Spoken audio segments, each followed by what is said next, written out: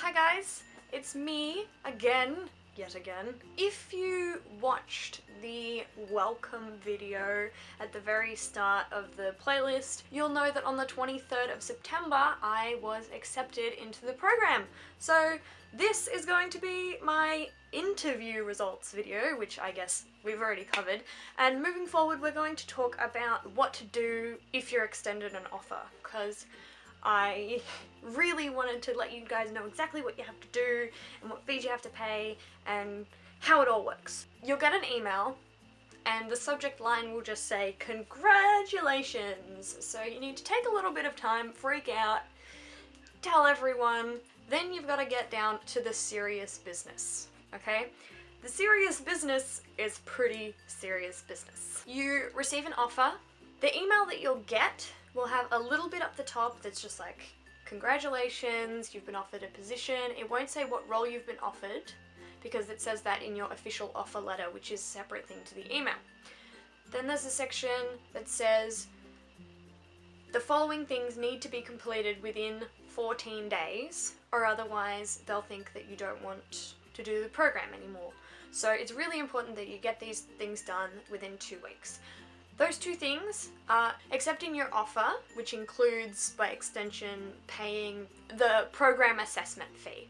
And the second thing in the email that it says you have to do within 14 days is to make sure that all of the initial documents you were asked for, so your passport, emergency contact information, address information, visa, appointment information, which as I explained in my doc video is not actually your visa appointment information, it's just the consulate that you'll be visiting to apply for your visa, and your proof of student status form all need to be uploaded within 14 days, okay? I can't stress this enough, those are the only two things you have to do within the 14-day period. You do not have to buy your insurance within the 14 days, and also you will be asked after you accept your offer to add a few extra things to docs. Those things do not have to be added within 14 days either. It's only those first 5 things that you were told to upload that I just listed. It's only those. The other 2 things that you need to upload to docs, you're only made aware of them after you've already received your official welcome to the team email, which basically means you're in. The welcome to the team email means you've accepted your offer and you've done everything that you need to do at that point. As an aside to that, if there are certain things you haven't uploaded to docs already, Disney will make you aware of that. They'll actually send you an email saying you still need to upload this and this before you'll be sent the welcome to the team email and before they will officially recognize that you've accepted that offer. So if you don't get an email saying you need to upload these, then you don't need to upload anything and you're sorted, alright? The first thing you need to do is you need to click on the link underneath the part where it says accept your offer or whatever it says. You need to click the link to access it was like candidate offer letter portal or something like that. There's a link to it, you need to click on the link and it will take you to a page where it'll have your offer letter hosted. It will also have a date on there to tell you when that offer letter or the hosting of the offer letter expires. So until that date you can access that offer letter at any point, but past that date it'll be taken down and it won't be hosted on their servers anymore. So make sure you print a copy of the letter, okay?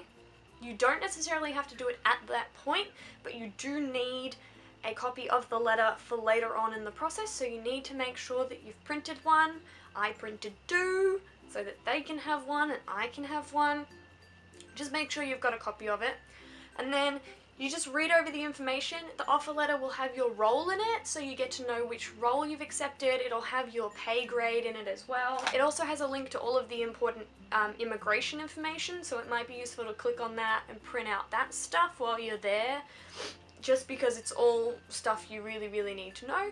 Once you've printed out a copy of the immigration information and the offer letter, you can scroll all the way down to the bottom and it'll have a little part that says do you accept this offer, and it's a little like drop down list and you click yes or no or whatever, and then you click I can't remember what the button's called, it's like accept or okay or something like that. And then once you've done that, you've accepted your offer. Congratulations! Okay, so then you have to wait a little bit. I ended up waiting between an hour and a half and 2 hours, and then I received a second email that was all about paying for my program. You'll receive a second email from Disney. This one is titled like next step to accepting your offer or whatever. This email is really, really important. Okay? There are 2 important things in this email you need to note down before you move to the next part. The first thing is the link to where you need to pay, but before you click that link you need to write down, or at least take note of, your candidate ID. Because once you click the link, you'll progress to a page that you have to log into using your last name and your candidate ID. So you can either write it down, which I did, I've got a note of it, or you can just switch back and forth between the email and the login screen. But make sure that you've at least kept a record of your candidate ID somewhere, because I don't know, I'm not sure, but I'm tipping you'll need it again later. So it also asks you to select a gender. During the application they asked you for your gender, but you weren't obligated to provide it. At this point I'm pretty sure it's actually compulsory, so you need to select a gender from the drop down list. Then you enter your card details. For the processing fee and the program assessment fee, you have to pay with a credit card, but if your card is a Visa or MasterCard, you can pay with a Visa or MasterCard. So just, or any of the in the payment screen, it has the pictures, the little symbols of all the companies that they accept. As long as it's any of those, it shouldn't matter whether it's a credit or a debit card. Once you've entered your card details, they'll ask you if your billing address is different from the residential address you provided them with in the application and in docs. If it's different, you need to enter your billing address. If it's not, just click that it's not and you can leave it blank. And then you should be taken to a page that confirms your payment, and you need to make sure that you print that out as well, because you will be required to use that later on. I believe they ask you for it at check-in to make sure that you paid your fees, so just make sure you print out a copy of that and put it in your records. And that's really it for accepting your offer. After that, you'll receive a whole bunch of emails about a whole bunch of other things that you have to do after you've accepted your offer, but I'll talk about those in other videos. Next week, I think we're going to talk about insurance, because that was the next thing I did. There were 3 things I did on the day: accepting my offer, buying my insurance, and getting my police background check. I'm going to talk about insurance next week, and I'm going to wait a bit for the police check because we were actually told in one of the emails that we'd receive more information on that later, and I kind of didn't read that part and did my police check a little bit too early. So when I get the email from Disney saying now's the time to do your police check, I'll make a video about my police check, and then you guys will know what to do. I really, really hope that this video was useful. I hope that I'll see you guys next week. I'll see you guys next time. Bye!